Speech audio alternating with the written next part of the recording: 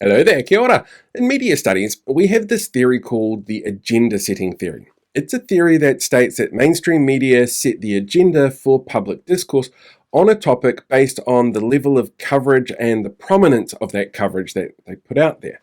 And over the last month, our mainstream media has actually shown exactly how this works with two news stories in particular.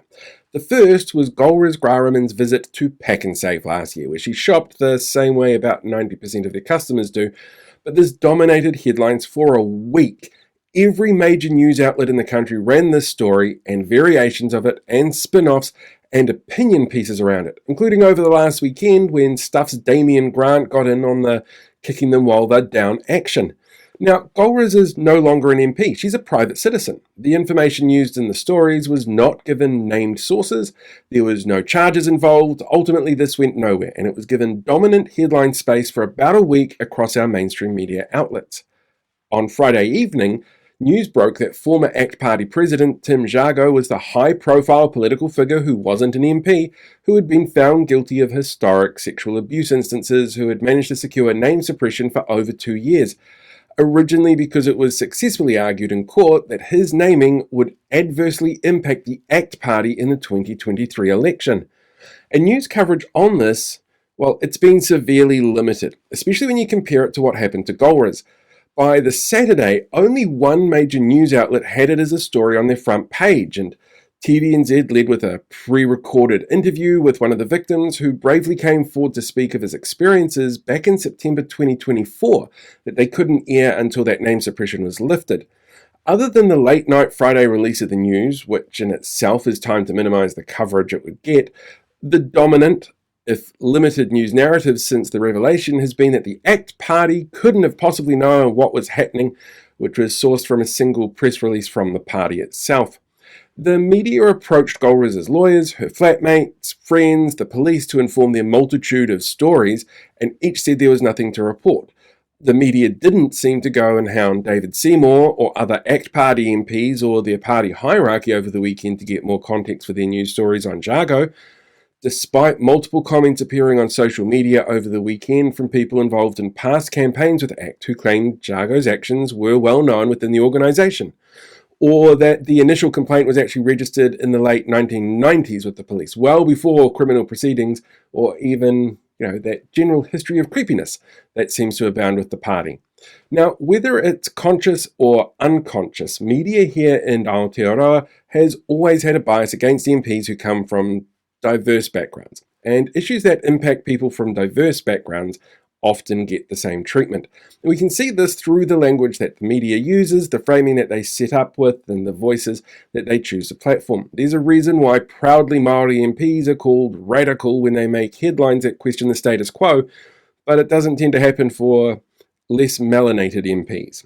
And here we have lobby groups and individuals that feed into that negative stereotype with huge amounts of resources and reach on social media platforms. Part of what we saw with Golriz is actually fed by that, and by the commercial decisions that would see that type of content being created because it has a wider reach and higher engagement levels than different sorts of content. Part of the difference here, though, is also the timing. The news of Jago hit at 5 p.m. on Friday, when newsrooms are on skeleton crews and most weekend content's already been put to bed in advance. It's a common tactic called the Friday night dump. It's actually been used for decades by governments who want to release information that they kind of hope gets buried. As an audience, we should be asking ourselves questions about all media we consume, like where was the information sourced from, who released it, and to what purpose? Why do the media think it's important to run days of stories on an unsubstantiated rumour about a former MP, but not do the same to a former political party president? Does the role that they have overshadow the reasons that they made the news? And who gets to decide that? It's definitely not always me.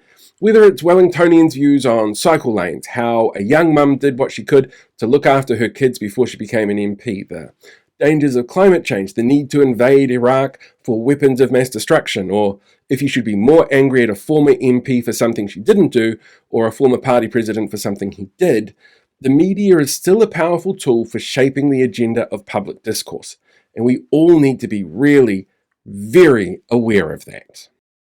Hey there, podcast listener. Thanks for checking out today's episode. I think it's a microcast if it's this small, but who knows? It depends on what I've tagged this on to the end of. And I'm going to be recording this in January and probably still using it in October, so who knows what I said back then. Anyway, now that you have reached the end, it gives you a few options on what you can do next, which are actually pretty easy options to follow if you want to. There's a link in my bio to my link tree, and that'll take you to wherever you want to go. You can check out my TikTok or my YouTube page. You can check out my Instagram or Facebook pages and give those a follow or a like if you want to. I'd really appreciate it if you want to come along for the journey. Or you could go and sign up for my newsletter, which is completely free to sign up to, but if you take the paid option, you get access to it before everybody else does by a couple of days. Depends on how quickly you want to get my stuff, I guess. And it's actually the same with YouTube. If you sign up for that as a paid member, you get access to things early on that as well. But it's entirely your choice. I don't charge anybody who doesn't want to be charged, and I only have it there as an option for those who feel that they'd like to support me in that way. I don't want anybody to feel like they're obligated to, and I don't want people to miss out if they can't. So it's there if you want it to.